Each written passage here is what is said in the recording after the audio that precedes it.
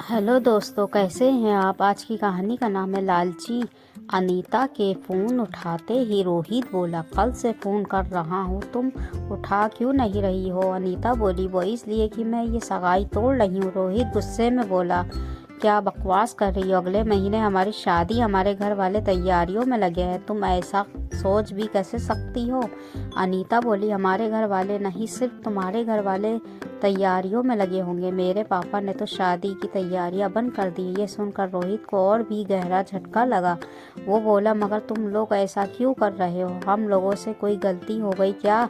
अनीता बोली, मैंने कब कहा आप लोगों से गलती हुई है, बस मैं तुमसे शादी नहीं करना चाहती। रोहित बोला, बिना कारण ही तुम ऐसा क्यों कर रही हो। 5 महीने से हमारी सगाई चल रही है, शादी का 1 महीना बचा है। हम लोगों ने बहुत से कामों के लिए एडवांस बुकिंग कर ली है। बुकिंग के पैसे भी वापस नहीं मिलेंगे। अगर तुम्हारा यही फैसला रहा तो मामला पुलिस तक जाएगा। अनीता बेपरवाह होकर बोली, जाओ पुलिस में, किसने रोका है, हम पुलिस वालों को शादी तोड़ने का रीज़न बता देंगे। रोहित बोला, क्या रीज़न है शादी नहीं करने का, मुझे भी बताओ। अनीता बोली, 6 दिन पहले मैं तुम्हारे घर आई थी, याद है ना।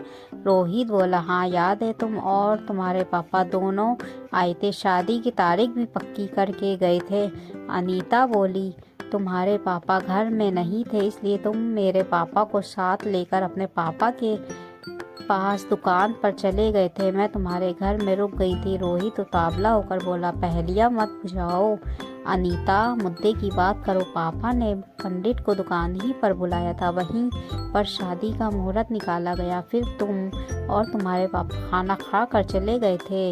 इस बीच कोई ऐसी बात नहीं हुई थी कि सगाई तोड़ने की नौबत आए। अनीता बोली, जब मैं तुम्हारी भाभी के कमरे में पहुंची थी तब तुम्हारी माँ और भाभी दोनों तुम्हारे बड़े भाई की शादी की वीडियो देख रही थी।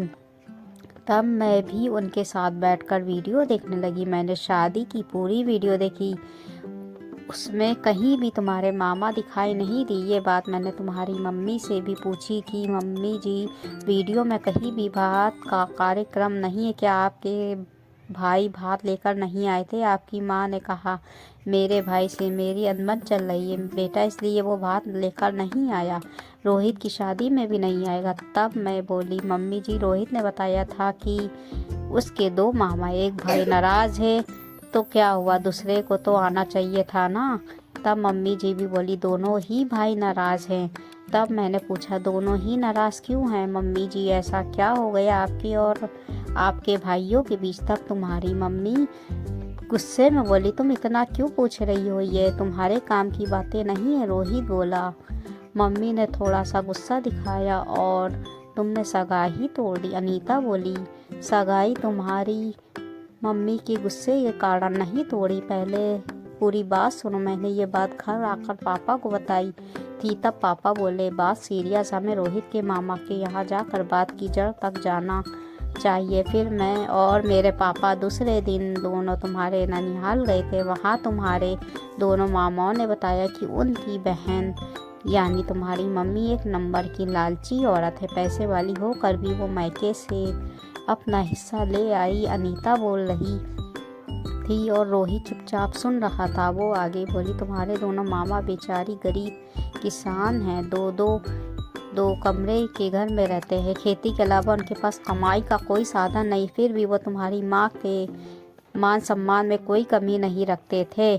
मगर तुम्हारी माँ की नज़र तो भाइयों की उपजाऊ ज़मीन पर थी। जब तुम्हारी माँ ने उनसे अपना हिस्सा लिया तब उनके खेत की सबसे उपजाऊ ज़मीन पर हाथ मारा, फिर वो घर और खेत में लिया अपना हिस्सा बेच आई। ऐसी लालची औरत को मैं सास कैसे बना लूँ। रोहित गुस्से में बोला, जुबान संभाल कर बात कर, वो मेरी माँ है। अनीता बोली, सच हमेशा कड़वा लगता है और अपनी माँ सबको अच्छी लगती है, इसलिए मैं तुम्हें कोई दोष नहीं देती। वैसे जब हमें रिश्ता ही नहीं रखना तो मैं क्यों तुमसे बहस करूं, मगर ये रिश्ता टूटने से तुम्हारी माँ को गलती का एहसास ज़रूर होगा। रोहित बोला, तुम तो कहती थी कि ना तुम्हें अब मुझसे प्यार हो गया है।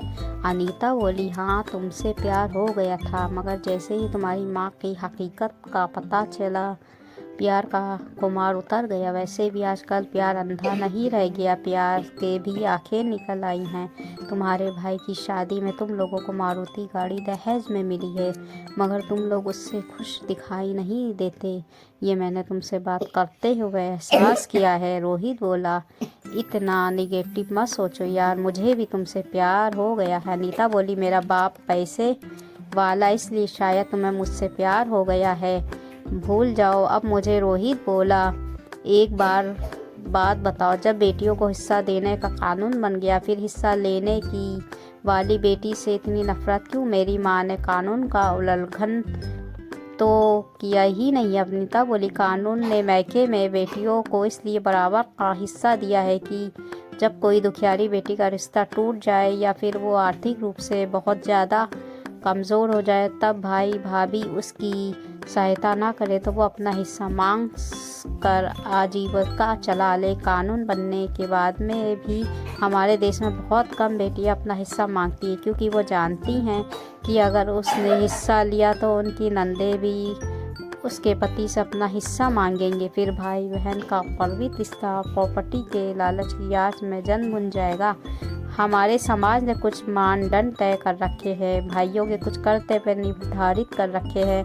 बहन के बच्चा होने पर भाई तोहफे लेकर जाता है, बच्चों की शादी पर भात लेकर जाता, बहन के घर में किसी और की मृत्यु होती है तो कपड़े ले जाता है। वह अन्य कर्तव्य भी निभाता है, परंपराओं के साथ प्यार भी बना रहता है। अगर भाई ये कर्तव्य निभाने से इनकार कर दे तब भी बहन अपना हिस्सा मांगे तो बुरी बात नहीं है, मगर तुम्हारी माँ अमीर होते हुए गरीब भाइयों से उनकी उपजाऊ जमीन छीन कर बेच दी। तुम्हारे पिता ने तुम्हारी माँ को जरा भी नहीं रोका।